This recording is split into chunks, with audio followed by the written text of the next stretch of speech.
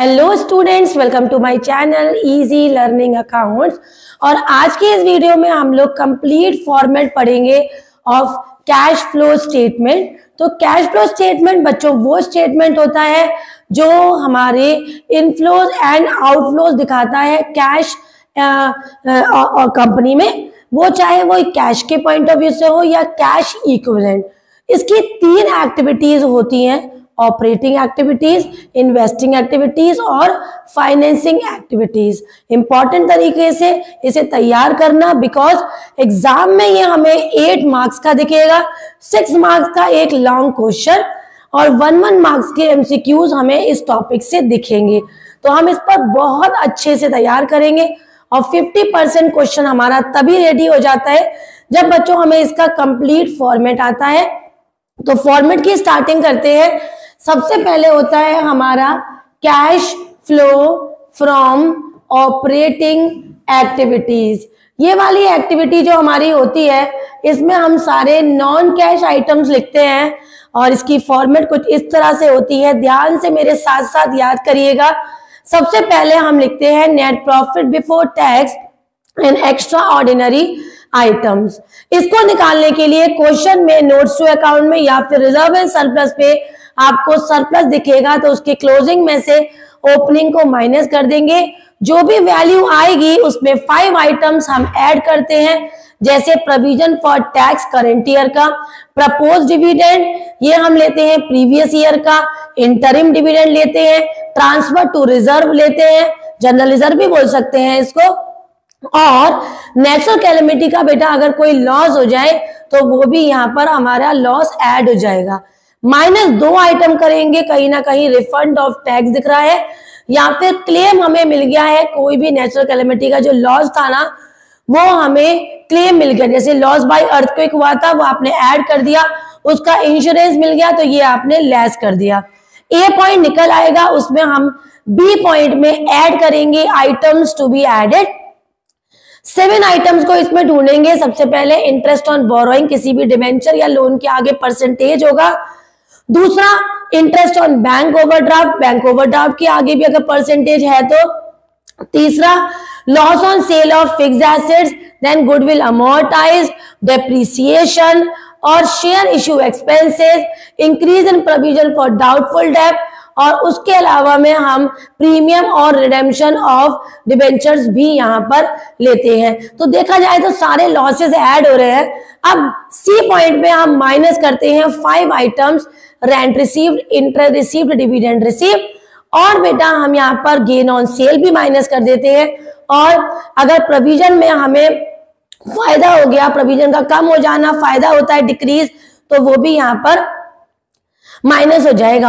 Answer निकल के आएगा operating profit before working capital changes. और इसके बाद हमारा फॉर्मेट इजी हो जाता है, मतलब हमें ऐड करना है decrease in current assets, increase in current liabilities. इसमें inventory, trade receivable, bills receivable, debtors और प्रीपेड, एक्यूड, और लायबिलिटीज में ट्रेड पेएबल, क्रेडिटर्स और बिल्स पेएबल, आउटस्टैंडिंग, और यहाँ पर अनअर्न्ड को हम लेंगे। इन्वेंट्रीज भी शायद मैंने बोला था तो वो भी हम यहाँ पर लेंगे। और इसका उल्टा कर देंगे, जब माइनस करना होगा वो क्या होगा, increase in current assets and decrease in current liabilities. इससे हमारा कैश जनरेटेड निकल के आएगा और कैश जनरेटेड निकलने के बाद उसमें लेस करेंगे टैक्स पेड, और उसके बाद अगर एक्स्ट्रा ऑर्डिनरी ऊपर नेचुरल कैलेमिटी का लॉस हमने ऐड किया था तो यहाँ माइनस, और क्लेम माइनस किया था तो यहाँ ऐड। आंसर निकल के आएगा cash flow from operating activities.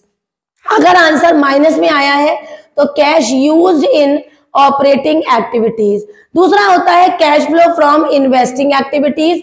इसमें हमें परचेज ऑफ फिक्स्ड एसेट्स, उसमें टेंजेबल, इनटेंजेबल, और purchase of non current investment, केवल इन्वेस्टमेंट भी बोल सकते हैं, और ये तीनों चीजें माइनस, और इनका सेल हो जाए, जैसे sale of investment, sale of tangible, sale of intangible, तो उसे ऐड करेंगे।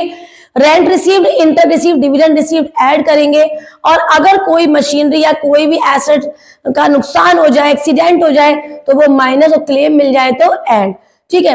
इसके लिए हमें कुछ अकाउंट्स बनाने पड़ते हैं, जैसे हमारा फिक्स्ड एसेट्स अकाउंट, इसका ओपनिंग बैलेंस दिखाएंगे, फिर क्लोजिंग बैलेंस दिखाएंगे, अगर कोई सेल है तो, लॉस पे सेल हुआ है तो, डेप्रिसिएशन है तो, और गेन में सेल हुआ है तो, और बैलेंस करेंगे इसको परचेज से। बैलेंस किसी भी चीज से हो सकता है, यह याद रखिएगा। अगर यही अकाउंट इंटेंजिबल होता तो बस डेप्रिसिएशन की जगह पर हम रिटर्न ऑफ लिख देते हैं बच्चों, बाकी फॉर्मेट सेम होगा। कभी कभी क्वेश्चन में एक्यूमुलेटेड डेप्रिसिएशन होगा ना, तो उसके लिए उसका ओपनिंग बैलेंस दिखा देंगे और उसका क्लोजिंग बैलेंस दिखा देंगे, और इसके बाद अगर जो एसेट सोल्ड हुआ है लाइफ टाइम जो डेप्रिसिएशन दे गया उसको लिखकर डेप्रिसिएशन में क्रेडिट साइड हम उसको बैलेंस करेंगे, तो ये हमारा एक्यूमुलेटेड डेप्रिसिएशन अकाउंट होगा। इससे अगर हमारा आंसर कैश फ्लो का नेगेटिव आ गया है इन्वेस्टिंग एक्टिविटी का, तो यूज्ड इन लिखेंगे। लास्ट एक्टिविटी है हमारी cash flow from financing activities. इसको बनाना बहुत आसान होता है।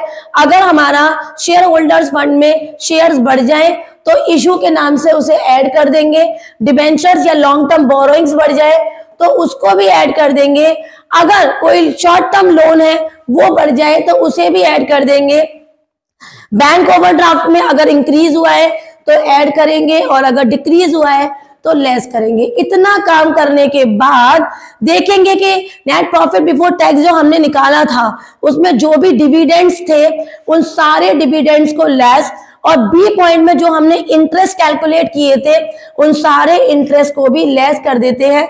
यहाँ पर बाय बैक और शेयर भी लेस हो जाता है, और सिक्योरिटी प्रीमियम हमेशा इशू ऑफ शेयर में ऐड हो जाता है।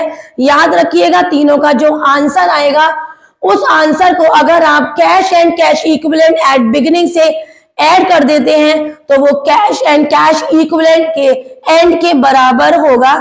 बहुत बहुत ही इंपॉर्टेंट कॉन्सेप्ट है बच्चों। 6 नंबर का कंप्लीट फॉर्मेट है ये। फॉर्मेट तैयार करिए, उसके बाद हम नेक्स्ट वीडियो में इसका एक कंप्लीट क्वेश्चन लेंगे और उसे फॉर्मेट के अकॉर्डिंग सॉल्व करेंगे। तब तक वीडियो को लाइक करिए, शेयर करिए और चैनल को सब्सक्राइब जरूर करिए। बाय।